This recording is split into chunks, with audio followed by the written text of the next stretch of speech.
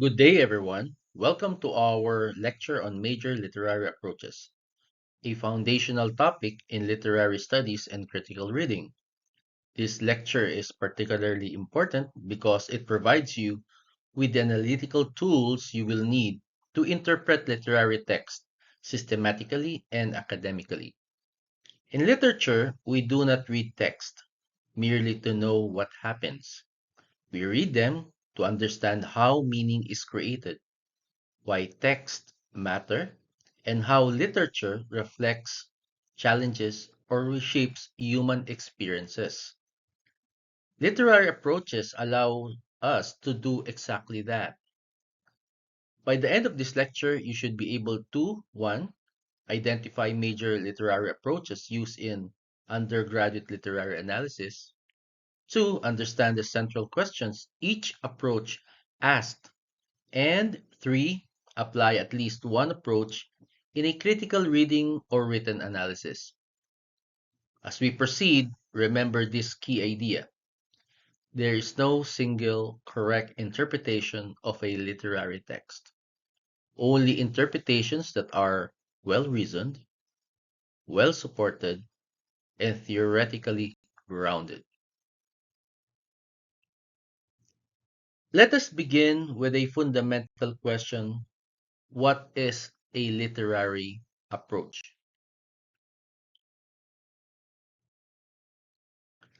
A literary approach, also known as a critical approach or theoretical framework, is a systematic way of reading and interpreting a text.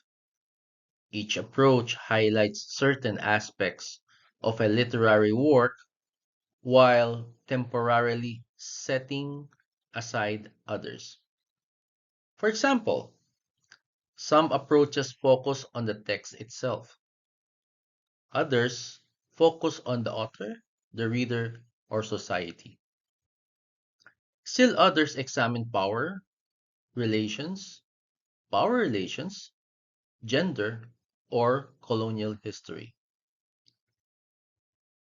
According to Abrams and Harpham 2015, literary criticism provides readers with shared principles that guide interpretation.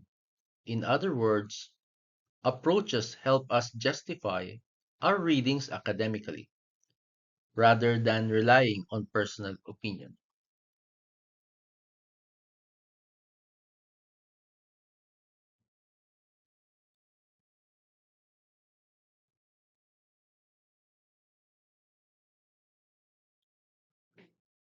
Formalist or new criticism.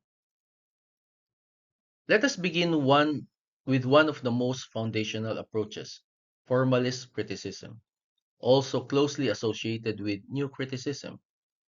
This approach focuses exclusively on the text itself, its language, its structure, imagery, symbolism, irony, and patterns.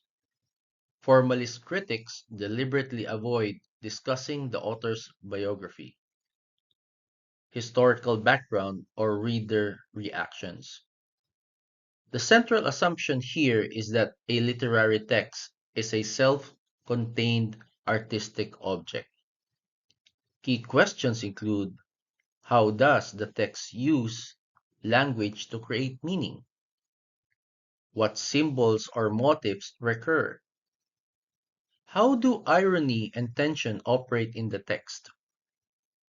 For example, when analyzing a poem using a formalist approach, you would examine metaphor and imagery, sound patterns, and the relationship between form and meaning. In undergraduate classes, this approach is especially valuable because it trains students in close reading, a skill essential for all literary analysis. However, its limitation is also clear by ignoring context. It may overlook social, historical, or political meanings.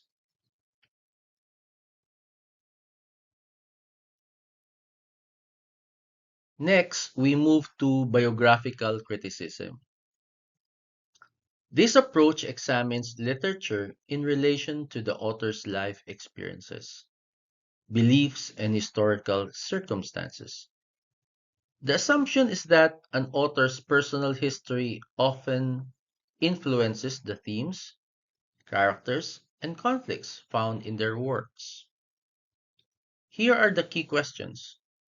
What major events shaped the author's life? How are these experiences reflect in the text? Are certain characters modeled after real people?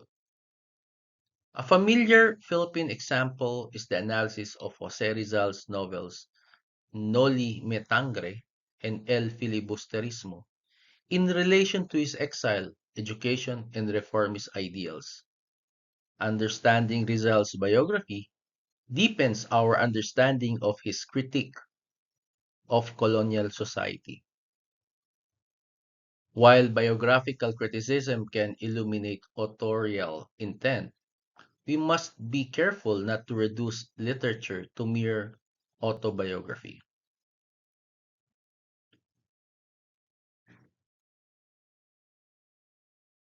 Closely related but distinct is historical criticism.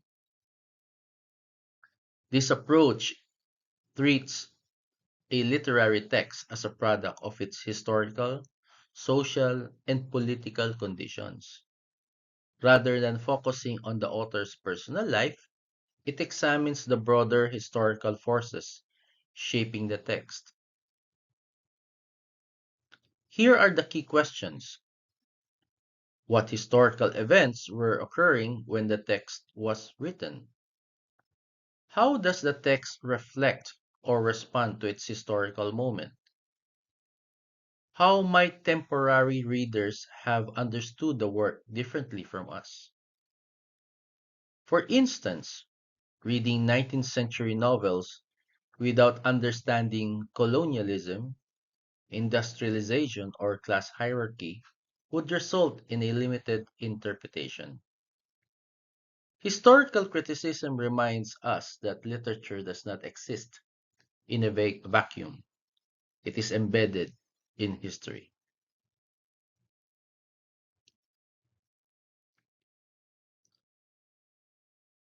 We now turn to reader response criticism, which shifts attention away from the author and toward the reader.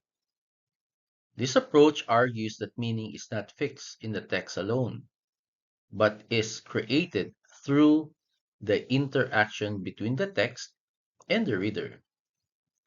Readers bring their own experiences, beliefs, emotions, and cultural backgrounds into the act of reading. Key questions include: how do I respond emotionally or intellectually to the text? Why might different readers interpret the same text differently? How does my social position affect my reading? In the classroom, this approach validates diverse interpretations, provided they are grounded in the text. Reader response criticism is particularly effective in encouraging student engagement, but it must still be supported by textual evidence to remain academically sound.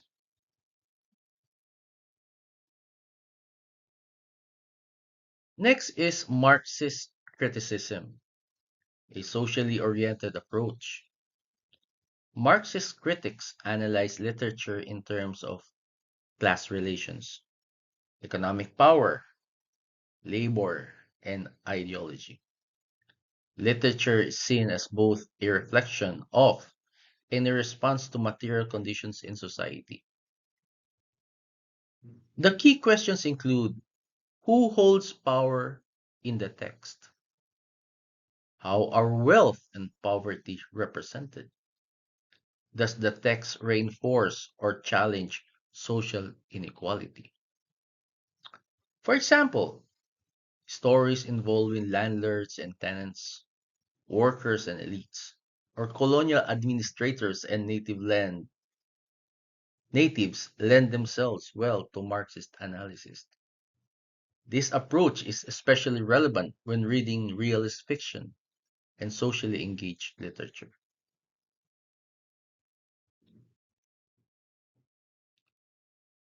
Feminist criticism examines literature through the lens of gender and power relations.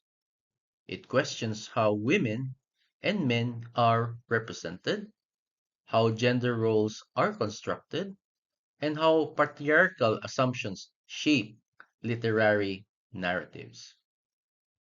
Key questions include: are female characters given agency or silenced? How does the text reinforce or challenge gender norms? Whose voice is privileged? Feminist criticism has been instrumental in recovering works by women writers, and re-examining canonical text from a gender-aware perspective. This approach is not limited to women's issues. It interrogates how gender operates as a system of power.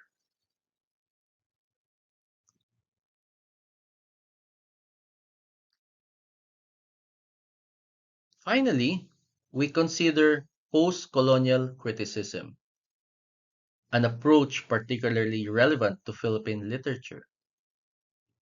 Post-colonial criticism examines the cultural, political, and psychological effects of colonialism and imperialism.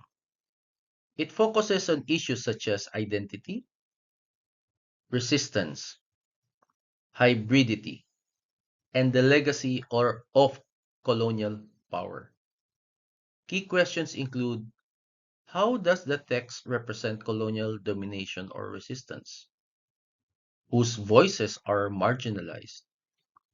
How does language function as a tool of power? Post-colonial criticism allows us to read literature as a site of struggle over identity, history, and representation.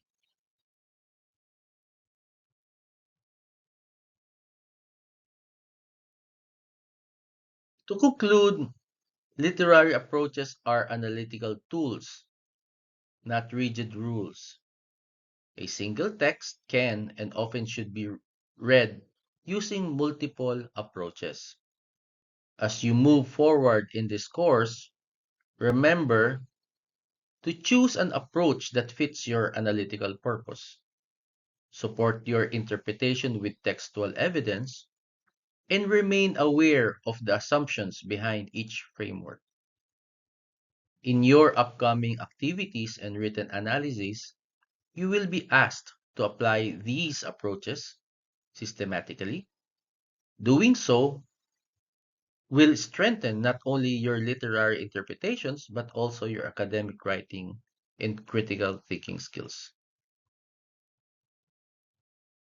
Thank you, and I will see you in our next lesson.